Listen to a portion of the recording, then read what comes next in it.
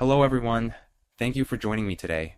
I'm really excited to talk to you about a topic that's helped countless people build lasting wealth and financial freedom: real estate. Whether you're thinking about investing in your first property or already you have a few deals under your belt, my goal is to share insights and practical tips that can guide you toward better results and a deeper understanding of how this market really works.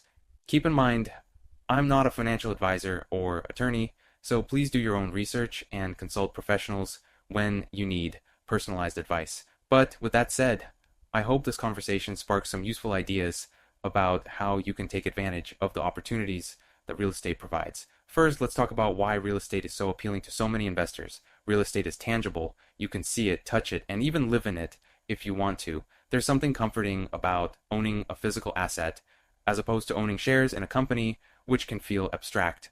Beyond that, real estate has the potential to produce income and appreciate in value over time. Unlike many other investments, you might have multiple ways to generate returns: rent payments, property appreciation, and even certain tax benefits. Of course, it's not a guaranteed money machine. Every market has ups and downs, and success depends on buying correctly, managing properties responsibly, and keeping your numbers in check. But the combination of potential monthly cash flow and the possibility of significant long-term gains makes real estate a powerful investment vehicle. If you're patient, persistent, and willing to learn, you can position yourself to build true wealth over time. A lot of people ask, how do I even begin? That's a great question because for many, the process can seem daunting. You might hear that you need a ton of money, impeccable credit, or endless free time to manage properties. The truth is, while having more resources can help, there are multiple strategies that don't necessarily require a massive down payment or a perfect credit score. One of the first things I'd recommend is clarifying your goals. Are you looking for immediate cash flow, or are you more interested in long-term appreciation? Do you want to be hands-on, renovating properties and dealing with tenants, or would you prefer a more passive approach? Your answers will help narrow down which strategies are right for you. There's no one-size-fits-all solution, but there is almost always a way to align real estate with your objectives, given some creativity and due diligence. Let's explore one of the more hands-on approaches: house flipping. When you flip a house, you purchase a property that needs repairs or cosmetic improvements, you fix it up, and then you sell it for a profit. The potential upside can be significant if you do it correctly. However, you have to be very careful about your numbers. Before you even think about flipping, you need to calculate the after repair value, which is basically what the house will be worth once it's fixed up. Then you subtract the costs of renovation, financing, and your desired profit margin to figure out the maximum you should pay for the property. If the seller wants more than that, you walk away. It's crucial to avoid emotional decisions and stick to the math. Flipping can seem glamorous. There are TV shows that make it look exciting and quick, but in reality, it can be stressful, time-consuming, and risky if you don't plan properly. Still, if done right, it can yield a tidy sum of money in a relatively short period. Another popular approach is buying rental properties. This strategy focuses on steady cash flow and long-term appreciation rather than a quick flip. You purchase a property, find tenants, and collect rent. That rent should ideally cover all of your expenses, including mortgage payments, property taxes, insurance, and maintenance costs. If you manage it correctly, you might even have a surplus each month, your cash flow. Over time, the mortgage gets paid down, and the property might increase in value. You also gain certain tax advantages, like being able to write off depreciation, which can reduce your taxable income even as your property appreciates. The key to success is in the details: buying at a good price, accurately estimating expenses, and ensuring you have a reliable tenant base in your chosen location. It's not always glamorous, and you might have to deal with maintenance issues or late rent payments, but it can be one of the more stable ways to build wealth in real estate if you approach it systematically. Let's not forget about wholesaling, which appeals to people who want to get into real estate without tying up a lot of their own money. Wholesaling involves finding a motivated seller willing to sell below market value, putting the property under contract, and then assigning that contract to another investor or buyer at a higher price, pocketing the difference. In essence, you act as a middleman. You never take ownership of the property, so your capital requirement can be minimal. The real skill here lies in marketing, networking, and negotiating. You have to be able to find good deals before anyone else does, and then have a list of buyers who trust you to bring them solid opportunities. Wholesaling can be fast-paced, and many people who do it full-time treat it like a business. It requires hustle and communication skills, but it can be lucrative if you become known for delivering consistent value to both sellers and buyers. Now, no matter which specific strategy you choose, flipping, renting, wholesaling, or something else like short-term rentals or commercial properties, you need to think about financing.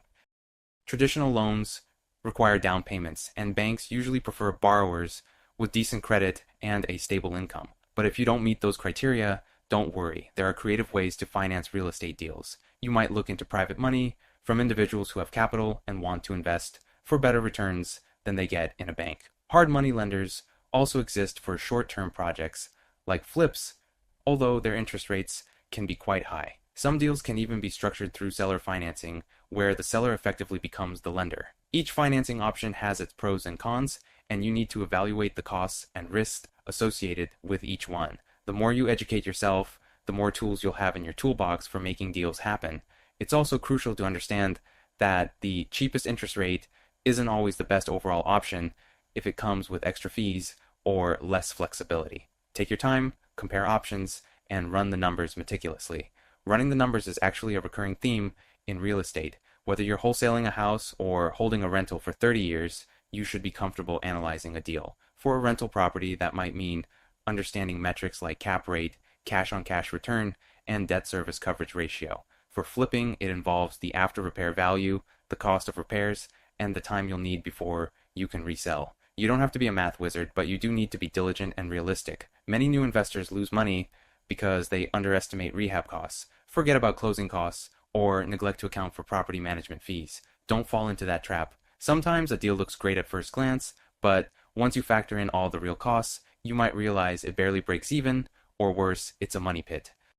Always be conservative in your estimates, because if a deal still looks good, even when you're being conservative, that's a sign you're on the right track. In addition to financing and numbers, location is one of the most important aspects of real estate. You've probably heard the saying, location, location, location. It's a cliche for a reason. A property in a desirable area with access to good schools, transportation, and amenities is more likely to appreciate in value and attract quality tenants. If you're a landlord, you want to own in places where people actually want to live and where you can collect a consistent market rate rent. If you're flipping, you want an area where comparable homes support your after-repair value estimates. And if you're wholesaling, you want to be in markets where investors are actively buying. Not every city or neighborhood is ripe for every strategy, so do your homework. Pay attention to local job markets, population growth, crime rates, and zoning changes that might affect property values. Sometimes emerging neighborhoods can be gold mines if you catch them before they fully develop, but that also carries higher risk if the area doesn't improve as quickly as you'd hoped. Balancing risk and reward is a big part of being a savvy real estate investor. You might be wondering, how do you find great deals in a competitive market? There are many ways to do it, and none of them are magical solutions. You can look at the multiple listing service, MLS, which is the database real estate agents use. You can also explore off-market opportunities by driving around neighborhoods and looking for homes that appear vacant or in disrepair. Additionally, you can network with other investors, real estate agents, and property managers. Sometimes, building relationships with local wholesalers, contractors, and lenders can put you in a position to hear about deals before they hit the open market.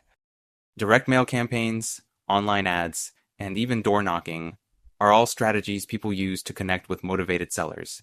It can be labor intensive, and you might face rejection or dead leads, but that's part of the process. The more you put your name out there and the more you understand your local market, the better your chances of finding properties that make financial sense. Beyond finding deals, managing them is another challenge. If you decide to invest in rentals, you have to deal with tenants, repairs, and sometimes evictions. Some people choose to manage their own properties to save on costs, but others prefer to hire a property manager who handles tenant screening, rent collection, and maintenance requests. It's a trade-off between time and money, but remember that your time is valuable too. If you're not prepared or simply not interested in dealing with the day-to-day hassles of property management, budgeting for a reputable management company might save you a lot of stress. Just ensure you factor their fees into your cash flow calculations. For flips, you'll need to coordinate with contractors and keep track of your rehab schedule and budget. That means building a trusted network of handy people, electricians, plumbers, and so on, or finding a reliable general contractor who can handle everything. Flips can be derailed by unreliable contractors or unexpected issues hidden behind walls or in the foundation, so always allow for a contingency fund in your rehab budget. Surprises are nearly inevitable. One area I want to touch on is the mindset required to succeed. Real estate isn't a get-rich-quick scheme. It's a business, and it's going to test your patience, your resolve, and your ability to learn from mistakes. If you stick with it, though, you'll likely find that each deal you do makes you a bit savvier for the next one. You'll start to develop an intuition about what works and what doesn't, but don't rely on gut feeling alone. Keep refining your approach by reading books, listening to podcasts, and connecting with experienced investors. Surrounding yourself with the right people is crucial. You might join a local real estate investing group or an online community. You can learn a lot from people who have already achieved what you're striving for. Just be cautious about blindly following someone's advice. Always verify information and see if it fits your own goals and ethics. There's a lot of hype out there, and not everyone is genuinely interested in your success, so do your due diligence. Speaking of due diligence, that's another critical part of real estate. Whether you're buying a single-family home or a large apartment building, you should thoroughly inspect the property, review its financials, and research the local market conditions. Make sure you understand local regulations or homeowner association rules, if applicable. Hiring a qualified home inspector is often a good idea, as they can uncover issues that the untrained eye might miss. It might cost a few $100s, but it can save you thousands in unexpected repairs. As you progress to larger properties, like multifamily buildings, you'll also want to look at profit and loss statements, verify the rents, and possibly conduct a Phase 1 environmental site assessment if required. The point is, real estate transactions are complex. There can be zoning constraints, liens, or other legalities to handle. The more informed you are, the less likely you are to face an expensive surprise down the road. Now, let's talk briefly about scaling your portfolio if that's your aim. Some people start with one rental property as a side investment, and that's perfectly fine. Others see the potential and want to grow a larger empire. One way to scale is to leverage the equity you've built in one property to acquire another. For instance, if the value of a rental property rises, you might do a cash-out refinance or obtain a home equity line of credit to fund a down payment on a new property. Of course, leverage can amplify both gains and losses. That's why it's crucial to maintain healthy debt levels and ensure that each property's cash flow comfortably covers its expenses and debt service. Another approach to scaling is to partner with others. Maybe you find someone who has capital but doesn't have the time or desire to manage the day-to-day operations. You could provide the sweat equity while they provide the financial equity, and you split the profits according to an agreed-upon structure. Partnerships can be powerful, but they also require clear communication and written agreements. Always outline each person's responsibilities and how you'll handle disputes, just to protect everyone involved. I also want to address the role of market cycles. Real estate, like any asset class, experiences periods of growth and contraction. People who bought at the peak of a boom might have faced steep losses if they were forced to sell during a recession. Conversely, those who scooped up properties when prices were at rock bottom might have enjoyed substantial gains as the market recovered. Timing can matter, but trying to perfectly time the market can be tricky. Instead, focus on sound fundamentals, buy below or at market value, ensure you have enough cash flow or potential for profit, and hold some reserves for emergencies. If you treat real estate as a long-term business, temporary market fluctuations become less threatening. Over decades, property values in many areas do tend to go up, though there are no guarantees. If you have enough cushion in your financing and you buy properties that can generate consistent income, you can often ride out downturns until the market recovers. Finally, let's wrap up by talking about risk. Every investment carries risk, and real estate is no different. Property values can go down, tenants can damage your property or fail to pay rent, and unexpected repairs can cost you.